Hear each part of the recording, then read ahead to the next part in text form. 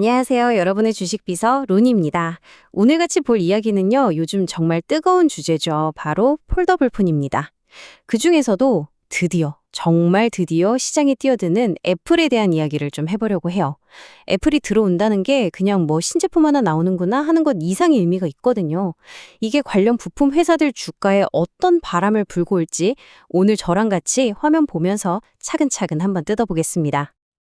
아마 지금 손에 들고 계신 그 스마트폰을 반으로 딱 접는 상상 한 번쯤은 해보셨을 것 같아요. 근데 이게 더 이상 먼 미래의 이야기가 아니라 현실이 된 지도 벌써 꽤 됐잖아요. 바로 이 접히는 스마트폰이 오늘 이야기의 주인공입니다. 자, 이게 오늘 우리가 함께 알아볼 내용의 핵심을 딱 한 문장으로 보여주는 슬라이드예요. 네, 맞아요. 오늘 우리는 애플 주식 얘기를 하려는 게 아니에요. 물론 애플도 중요하죠. 하지만 그보다 더 큰 기회가 숨어 있는 곳을 보려고 합니다. 애플이 폴더블 폰이라는 이 엄청난 제품을 만들 때 그 안에 들어가는 핵심 부품을 만드는 회사들, 바로 그 회사들에게 찾아올 기회를 이야기해 볼 겁니다. 사실 폴더블 폰은 2019년에 삼성이 처음 내놨으니까 벌써 꽤 된 기술이에요. 그런데 왜 지금 와서 이게 다시 이렇게 뜨거운 주제가 됐을까요? 맞습니다. 바로 애플 때문이에요. 이게 바로 애플이 늘 쓰던 방식이죠. 우리가 투자자로서 이 패턴을 잘 읽어야 해요.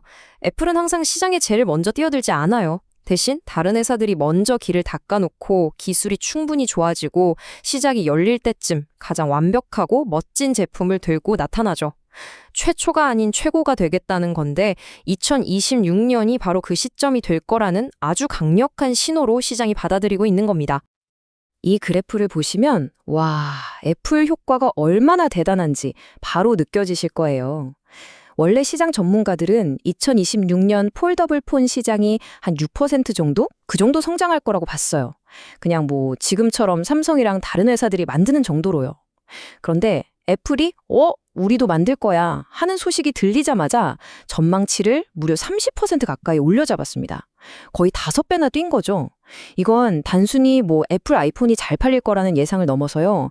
애플이라는 이 거대한 플레이어가 들어오면 시장판 자체가 비교도 안 되게 커진다는 걸 보여주는 겁니다. 자, 그럼 이제부터 폴더블 폰의 심장보로 한번 들어가 볼게요. 도대체 어떻게 딱딱한 스마트폰이 반으로 접힐 수 있는 걸까요? 조금 기술적인 얘기가 나올 건데 제가 최대한 쉽게 풀어드릴 테니 걱정 마시고 천천히 따라오시면 됩니다. 가장 중요한 두 가지 부품, 바로 디스플레이하고 힌지에 대해서 먼저 이해하고 넘어가야 해요. 한번 생각해 보세요. 스마트폰 화면은 분명 유리잖아요. 근데 유리를 어떻게 접을 수 있을까요? 여기서 정말 마법 같은 기술이 나옵니다. 바로 초박형 유리. 영어로는 UTG라고 부르는 건데요.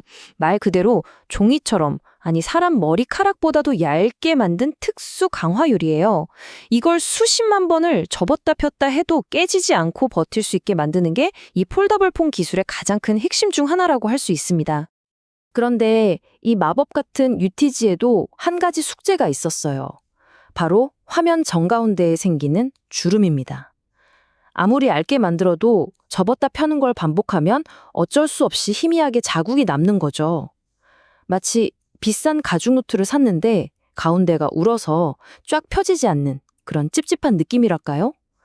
애플은 바로 이 문제를 완벽하게 해결하는 데 집착하고 있습니다. 아시잖아요. 애플은 완벽함을 파는 회사니까요. 그리고 최근에 한 기술 컨퍼런스에서 이 주름 없는 디스플레이 기술이 실제로 시연되면서 애플의 목표가 곧 현실이 될 가능성이 아주 높아졌습니다. 그리고 디스플레이만큼이나 중요한 또 하나의 핵심 부품, 바로 힌지입니다. 이걸 그냥 문에 달린 경첩 같은 걸로 생각하시면 절대 안 돼요. 힌지는 수십만 번의 접고 펴는 움직임을 정말 1마이크로미터의 오차도 없이 버텨야 하고 얇디 얇은 디자인을 유지하면서도 저 비싼 디스플레이를 단단하게 지지해야 하죠. 정밀함과 내구성, 강도를 모두 갖춰야 하는 거의 로봇 관절에 가까운 아주 복잡하고 비싼 부품입니다. 잠깐만요. UTG니, 힌지니, 슬슬 머리가 복잡해지시죠? 여기서 헷갈리는 게 정상입니다. 괜찮아요. 지금 바로 다 이해하는데도 괜찮습니다. 제가 아주 쉬운 비유로 다시 설명해 드릴게요. 자, 애플을 세상에서 가장 유명한 마스터 셰프라고 한번 상상해 보세요. 이 셰프가 어느 날 세상에 없던 혁신적인 요리, 바로 폴더블 아이폰을 만들겠다고 선언한 거예요. 그럼 이 셰프에게 뭐가 필요할까요? 당연히 최고의 재료가 필요하겠죠? 그래서 세상에서 가장 좋은 밀가루, 이게 바로 디스플레이입니다. 그리고 이 요리만을 위한 특별 주문 제작 오븐, 이게 바로 힌지예요. 이걸 각 분야의 최고 장인들에게 주문을 합니다. 우리는 투자자로서 그 대단한 셰프, 즉 애플도 좋지만 앞으로 주문이 폭주해서 밤새 물건을 만들어야 할 그 밀가루 가게와 오븐 공방을 미리 찾아내고 싶은 거예요. 우리의 목표는 최고의 요리사를 맞추는 게 아니라 그 요리사에게 재료를 대는 독점적인 장인을 찾는 겁니다. 이제 좀 감이 오시죠? 그럼 시장의 원래 강자였던 삼성하고 새로운 도전자 애플은 어떻게 다를까요? 이 표를 보면 두 회사의 전략 차이가 명확하게 보여요. 삼성은 이역 화소 카메라, S펜 지원처럼 이것도 되고 저것도 되는 다재다능함, 즉 기능의 끝판왕을 추구합니다. 반면에 애플은 주름 없는 화면, 더 얇은 두께, 더 오래가는 배터리처럼 사용자가 매일 매 순간 느끼는 핵심적인 부분의 완성도를 극한으로 끌어올리는 데 집중하고 있죠. 여러분은 어떤 쪽이 더 끌리시나요? 모든 게 다 되는 만능 폰? 아니면 하나의 완성도를 극한으로 끌어올린 폰? 여기서 사람들이 자주 오해하는 부분이 있어요. 애플이 나오면 삼성이 힘들어지는 그런 제로섬 게임이라고 생각하기 쉬운데요. 꼭 그렇지만은 않습니다. 과거의 스마트폰 시장을 한번 떠올려 보세요. 애플이랑 삼성이 정말 치열하게 경쟁하면서 스마트폰 시장 전체의 파이가 엄청나게 커졌잖아요. 폴더블폰 시장도 마찬가지일 겁니다. 두 거인의 경쟁이 사람들의 관심을 확 끌어모으고 결국 폴더블폰 생태계에 속한 모든 회사가 함께 성장하는 계기가 될 가능성이 훨씬 높다는 거죠. 자, 이제 가장 중요한 부분입니다. 우리가 기다리던 시간이죠. 이 대단한 기술 이야기들을 어떻게 우리 주식 투자와 연결할 수 있을까요? 지금부터는 이 멋진 부품들을 실제로 만들고 공급하는 회사들의 이름을 직접 한번 살펴보겠습니다. 자, 화면을 저랑 천천히 같이 보시죠. 먼저 디스플레이 패널. 이건 거의 삼성 디스플레이가 꽉 잡고 있다고 보시면 됩니다. 애플조차도 삼성의 기술력이 꼭 필요하다는 거죠. 다음으로 아까 말한 그 얇은 유리, UTG. 이건 애플 쪽은 중국의 렌즈 테크놀로지라는 회사가, 삼성 쪽은 우리나라의 도인시스가 담당할 가능성이 높아요. 그리고 힌지를 볼까요? 외부 힌지는 KH바텍이 삼성의 오랜 핵심 파트너고요. 자, 여기서 우리가 정말 주목해야 할 이름이 하나 보입니다. 바로 내장 힌지의 파이넴텍이라는 회사예요. 이 회사가 왜 중요하냐면 애플에 직접 부품을 공급하는 걸로 알려져 있기 때문입니다. 이건 삼성이라는 중간 다리를 거치지 않고 바로 애플 아이폰 판매량하고 실적이 연결될 수 있다는 뜻이에요. 반면에 KH바텍이나 도인시스 같은 회사들은 삼성의 파트너잖아요. 이 회사들은 애플이 시장에 들어와서 전체 파이가 커질 때 간접적으로 수혜를 보는 회사들로 볼 수 있는 겁니다. 이 직접과 간접의 차이를 이해하는 게 아주 중요해요. 자, 여기서 한 번만 더 정리하고 갈게요. 방금 회사 이름들이 막 나와서 헷갈리는 게 당연합니다. 아까 셰프 비유도 있었지만 이번엔 자동차로 다시 한번 비유해 볼게요. 애플이라는 회사가 정말 멋진 디자인의 컨셉카, 아이폰 폴드를 발표했어요. 전 세계가 그 차에 열광하죠. 하지만 우리는 한 발 더 나아가서 생각하는 겁니다.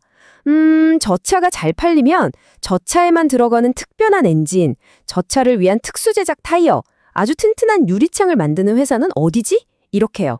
우리가 지금 찾고 있는 게 바로 그 엔진, 타이어, 유리창 회사들인 셈입니다. 하지만 모든 투자에는 동전의 양면처럼 리스크가 존재합니다. 제가 좋은 이야기만 해드릴 순 없겠죠. 비서로서 반대편 이야기도 꼭 챙겨드려야 하니까요. 폴더블폰 시장이 무조건 장밋빛 미래만 있는 건 아닙니다. 우리가 반드시 알아야 할 잠재적인 위험 요소들을 지금부터 짚어보겠습니다. 가장 큰 리스크는 바로 이 숫자입니다. 가격이죠. 예상 가격이 $2,400. 우리 돈으로 환산하면 약 350만 원에 달할 수 있다고 해요. 와, 이 정도면 최고 사양 노트북보다도 훨씬 비싼 가격입니다. 아무리 애플팬이라도 이 가격을 선뜻 지불할 소비자가 얼마나 될지는 아직 미지수예요. 이 높은 가격이 판매량을 제한하고 시장 성장 속도를 늦출 수 있는 가장 큰 걸림돌입니다. 그리고 또 다른 기술적인 문제들이 있습니다. 아무리 완벽을 추구하는 애플이라도 1세대 제품은 늘 불안정한 면이 있었어요. 특히 이렇게 복잡한 기계는 더 그렇죠. 내구성이나 배터리, 발열 문제가 터져 나올 수 있습니다. 그리고 이게 바로 수리 문제와 직결돼요. 스마트폰 액정 한번 깨트려 본 분들은 아실 거예요. 수리비 정말 만만치 않잖아요. 그런데 폴더블 폰은 만약 화면이라도 깨지면 수리비가 100만 원이 훌쩍 넘을 수 있다는 전망도 나옵니다. 저라도 수리할 엄두가 안 날 것 같아요. 마지막으로 환경 규제도 무시할 수 없어요. 이렇게 수리비가 비싸면 고장 났을 때 고치기보다 그냥 버리는 사람이 많아질 거고, 그럼 전자 폐기물 문제가 심각해지겠죠. 특히 유럽연합, EU는 수리할 권리를 법으로 강조하고 있어서 애플의 이 복잡한 디자인이 나중에 규제에 발목 잡힐 수도 있습니다. 그러면 앞으로 우리는 어떤 점들을 체크해야 할까요? 제가 우리만의 체크리스트를 4가지로 만들어 봤습니다. 첫째, 2026년 하반기에 있을 애플의 공식 발표를 가장 먼저 확인해야겠죠? 실제 가격과 성능이 공개될 때니까요. 둘째, 출시 직후에 나오는 초기 판매량 데이터가 시장의 첫 반응을 보여줄 겁니다. 셋째, 광고가 아닌 실제 사용자들이 올리는 내구성이나 주름에 대한 솔직한 후기들을 잘 살펴봐야 하고요. 마지막으로 경쟁자인 삼성이 어떤 신제품이나 가격 정책으로 맞대응할지도 중요한 관전 포인트가 될 겁니다. 오늘 우리가 함께 본 것처럼 애플의 참전은 폴더블폰 시장에 정말 큰 기회이면서 동시에 아슬아슬한 줄타기처럼 보이기도 합니다. 오늘 제가 드린 설명이 여러분이 앞으로 이 시장을 지켜보시는데 좋은 나침반이 되었으면 좋겠습니다. 물론 최종 판단은 항상 신중하게 직접 하셔야겠죠. 이건 정리용 설명이고 판단은 각자 하셔야 합니다. 자세한 내용은 링크에 블로그 글을 참조해주세요. 주식비서 론이었습니다. 성투하세요.